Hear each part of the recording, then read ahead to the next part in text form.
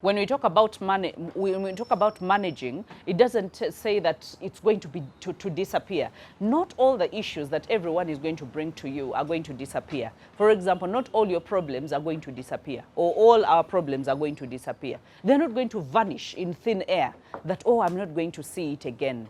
That is why we say managing is when you learn to forgive, is when you learn to let go.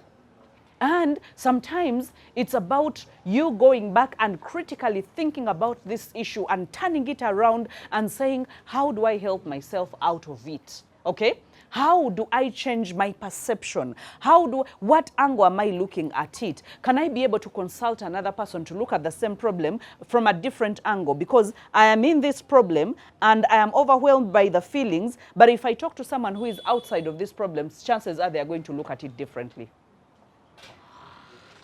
Okay? Now, even if we look at it differently, because maybe we are the third parties who are not in those emotions, even if we look at it differently, we do not have the right of telling people only that. Akonako. Because your problem is big. If it's your problem, in that moment, it's big. So whoever is going to come presenting, even if it's something that you have ever gone through, the best thing is showing them the intensity of what they are going through, but giving them the hope that it's possible to actually manage this situation and possible to cross over to the other side. Okay? So we don't manage situation by downsizing them. We manage situations by facing them head on, by looking at them objectively. Okay? By dissecting them. By not just trusting our brains, but trusting even other people. That is where, even as a people helper, you should have a mentor that some of the things you call them and say, you know what, today I had a client and yes, I worked with them and we were able to have, Namwadeko first aid, but I think I need to be able to bring it up further so that you can break it down for me. So maybe your mentor is going to break it down for you and show you, and maybe they're going to simplify it in a way that you didn't see it. And when you go back to the client, now you have a totally fresh mind about how that is. And believe me, when you do it once or twice or thrice, before you know it, whoever comes, you have better ways of interpreting their issues. Because what we fail at, 98% of the problems that we face, what we fail is interpretation of those problems. That is why someone will come to you and say, should I quit my marriage? Should I quit my relationship? They have failed to interpret, to know what does that person think, and by this behavior, what do they exactly mean? So most people actually in relationships, 100%, for people that are coming for relationship consultation, they are coming for relationship interpretation. Okay? Because they don't know what does this behavior mean. When they do this, what does it mean? When they say this, what does it mean? And then the timing also. When they say this at the beginning of the relationship, what does it mean? When they say this in the middle of a marriage, what does it mean? When they say this after they want to end a marriage, what exactly does it mean? Because different things have meanings in different places and different seasons. So you realize that your interpretation of the issue is very crucial to solving that issue. It's not how much knowledge. You can have all the knowledge. Do you remember the papers that we used to do? When they used to say, what was that? Yeah, question interpretation, they used to say, and then approach. 2. Now, even in people helping, situation interpretation and approach matters. It's not how much knowledge you have about that particular thing. You can have all the knowledge in the world. If you have a wrong interpretation of that issue, you are not helping. If you have a wrong approach about that issue, you are not helping. So now we've gone to you can manage. For those of you that are writing, at least I'm giving them to you in a way that is understandable, so I will not need to write some of them. But I want us to look at pain, people's pains. There are different types of pains, different kinds of pains. So we're going to go through the whole file. of the pains, okay? The pain of inexperience. There are people that will come to you and tell you, I have never done that. Have you ever suffered the pain of inexperience? Yes. You've never gone to a place and you're thinking, maybe that place is only for certain people. So you just don't have the experience. But after you've gone to that place, what happens? You frequent that place, right? As in, it even becomes like your second home. And we are animals of habit as humans, that if you go to a particular restaurant, you will find yourself going to that particular restaurant and wanting to sit in the same exact space. Yeah, it's like you have booked, because right now you are familiar with that surrounding. So it just feels so easy. But when you go to a place that you have never gone to, sometimes you even feel, they are there measuring who is worthy or not worthy. I don't even deserve. Yeah. Do you know how many people think that you can't even sit at Serena and have a cup of coffee? Or they think a cup of coffee is how much money? You tell them an event is at Serena, just know you have lost 70% of the crowd that was going to come, because they just don't feel up to it. They're like, I have never been there. I don't know what, that place is expensive. But you ask, what does expensive mean exactly? For those of you that have had cups of coffee at Serena, or even just water, or even soda. Is that expensive?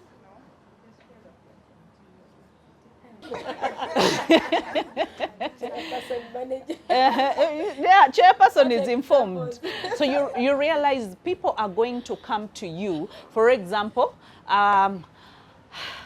someone has proposed to me. I don't know whether to say yes or no. I even fear marriage.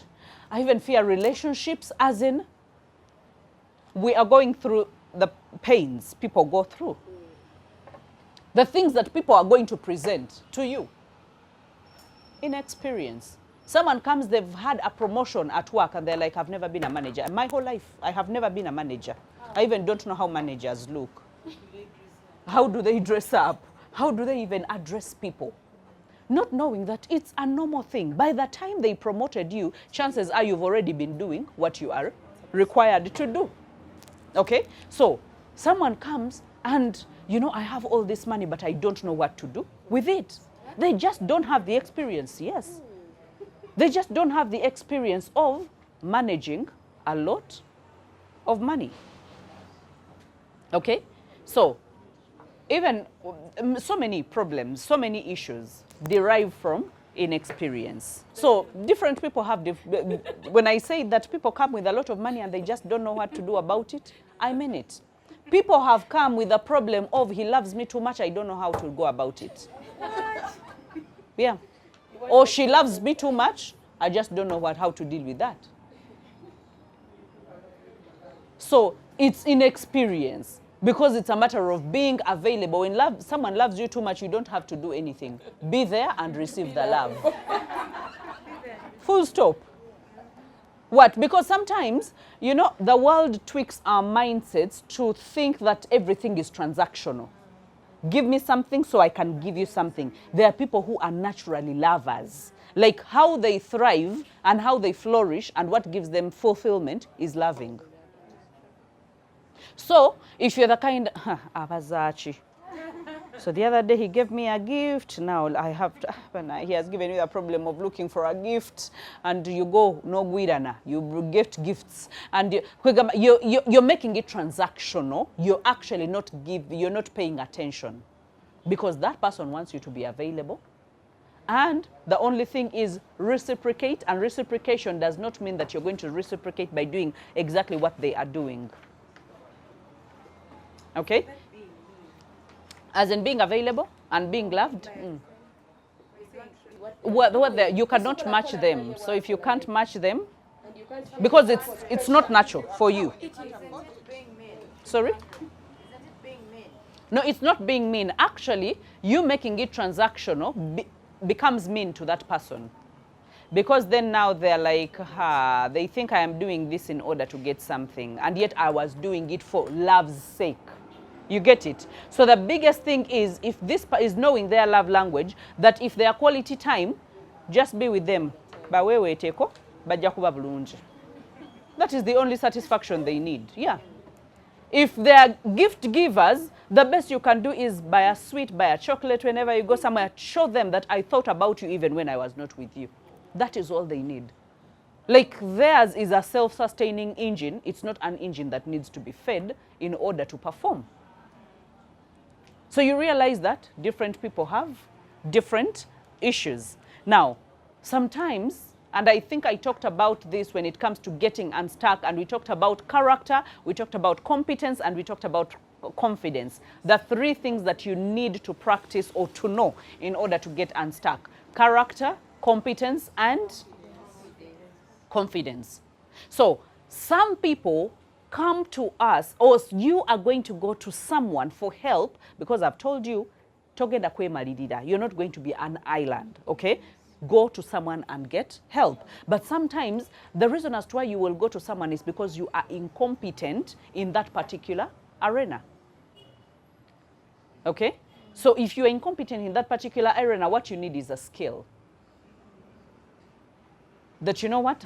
I don't know how to drive. I need to know how to drive. Okay? I don't know how to conduct a one-on-one session. I need to know how to conduct a one-on-one session. Yes, I speak, but I just don't know the basics of public speaking. How do I introduce myself? How do I bring the body? How do I conclude? How do I send the call to action? How do I activate the room? How do I energize them? How do I infuse my beliefs into them? How do I work together with the crowd to take them to where I want them to go? You understand that that is a skill after explaining it like that. Otherwise, someone would have said that public speaking, just stand up and open your mouth and speak. You will stand up and your mouth will start shaking. You will be nervous. And then you'll start holding the table. And then you will not see the words. Do you know that you become nervous? Your retina changes. Your vision changes. So you can read without reading. You're reading the same word, but nothing is being internalized. And then woe unto those that even write a bullet point and then they write an explanation of a paragraph. My friend, you can never read a paragraph when you're nervous. The best thing is to have a bullet. That, incompetence. And then you trust your brain to be able to interpret and reproduce and retrieve the information. But the moment you want to read the whole paragraph, and then we are also thinking, that person is incompetent. What exactly are they doing there? They are speaking to us. Actually, they cough. You see, nervousness. People cough. People even become bloated. You know? And then the stomach goes, woo! And sometimes you have the microphone, you don't know where to hold it, you're holding it on your stomach. Or even this thing, sometimes it just blocks you. Some people stop breathing because they're nervous. Okay? So you realize that competence is acquired and practiced. So most people are going to come to you not knowing, not having the competence of relationship management, personal financial management, creating disciplines and sticking to disciplines in their lives, creating habits that are going to lead them to success. They're a single mother, but they are complaining about, you know, my child does not have school fees, and they're cussing the man, and they're cussing everything. But when you look at them clearly, you ask them, okay, has the child reported back to school? No. And it's been 5 weeks. They have not yet started school. But you can clearly see that they plaited their hair yesterday. And they have fresh manicure. And they have expensive lipstick on their lips. Like, seriously. That is where sometimes you are allowed to step out of the boundaries of being conventional and saying, Mama, now truth to the table. How much was that hairpiece? Seriously. It's like, you know, now it was, but a friend gave it to me, because they will sense immediately where you are going. You know, a friend gave it to me as like, and the hairstyle, like plating, like 100,000. And the fresh manicure, that's around 100,000. And before you know it, because he's saying we don't have money, the child has no money to go back to school, no clothes, cursing the money, and you're like, now you are the only problem that is sabotaging your child's life. The moment you learn to have your priorities in order and not upside down, that is the day your child will not have any problem reporting back to school. Did you just know that school is open? No. Before you know it, you're asking them, how much do you earn? They earn over $1 million. Yes, and maybe they even have a khaki and the perfume that they have on them. And I'm not saying that you should look your problems. No, I'm not saying that.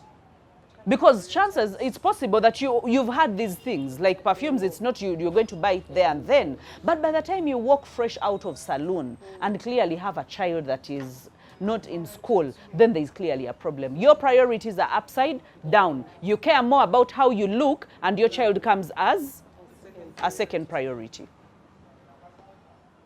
You're like, they're sending us out of the house and stuff like that, and they're parking a new car. So you realize that the incompetence people have in handling issues sometimes is what brings them to us for help. Someone comes to you, they're going to chase me out of that job, that company, even that manager has very bad manners and stuff like that. What we talked about probing, when you probe someone and say, okay, what was the latest battle you had with your manager? It's like now, they were talking about there's work that I had to do and I didn't deliver on time. And, it was just one day. The deadline was like 29th. Okay, so why did you deliver the work on the 30th? These things of procrastination. Kale, you don't do this. For how long did you know you had to tender in this report? It's like every month, it's something that we do. It's like, so do you hold it against them for demanding that you produce it on 28th or 29th? Kale, okay, it's company policy and I knew about it, but I explained. Okay? So you realize that this person has so many explanations. What they are failing is the competence of saying, I am owning up the problem, instead of saying, it's very bad to have a woman manager. It's very bad. How many of you have had those stories? Yeah, it becomes a gender problem. Right now, they are looking for someone to tag that problem too. It's not, but that means that they don't want to heal. Because then chances are they are going to do it next time. And they're going to do it next time. So now, there, you give them the competence of creating systems, of being accountable. Okay? Of having discipline, of creating habits, of owning up and being responsible about whatever they are doing. So you realize that the pain of incompetence, people are going to come and present that over and over and over and over again. Remember, I told you that most of the problems are not just problems. The problem is the interpretation of that problem. So the moment you're able to interpret it and say this is incompetence, the moment you're able, and you're not going to say that, okay? But you're going to, that is where we talked about prayer of discernment, because when you discern, then you are able to formulate how to be able to help this person to hold their hand out of this problem, okay? And then so many people in this world work with pains of disappointment. And guess what? Disappointment from themselves and disappointment from other people. But the worst is the disappointment from themselves. How could I make this decision? How did I fail to see that? How did I get myself into this relationship? Like they are disappointed. Disappointment leads to frustration. Frustration leads to agitation and irritability. Before you know it, they are exploding, okay? And they're exploding in wrong places. So when they come to you, you should be, have you seen those houses, the bomb experts? They have those, I don't know how they're called, but they're like containers where they can, if it's a bag and they think, you know, there's a bomb in it, they can be able to, you know, put it in there, because if it detonates, then it's not going to hurt everyone else, because it was built only for that. Now, as a people helper, you're supposed to be that shelter that a person that can come and they are going to detonate, and you are the one that is containing the gravity of everything that is happening in their lives. You ground them. Okay? You look them in the eye. That is why you can never perform without authority. A people helper is not supposed to be a soft person that is saying that, you'll be okay, things will be okay. No. You're supposed to act with authority. You ask someone, didn't you see that happening? Yeah. You ask them.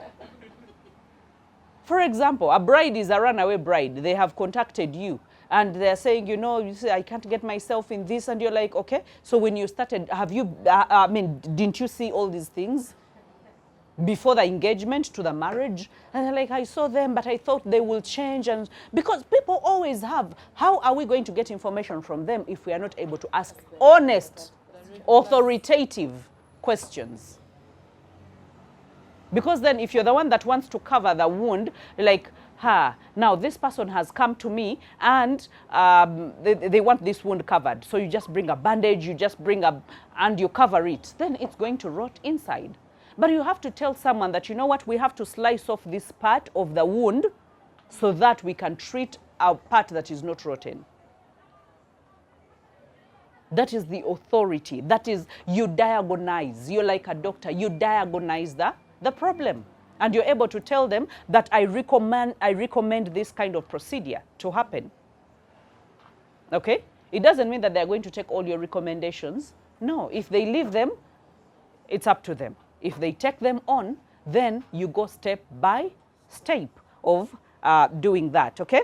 Let's go to pain of conflict.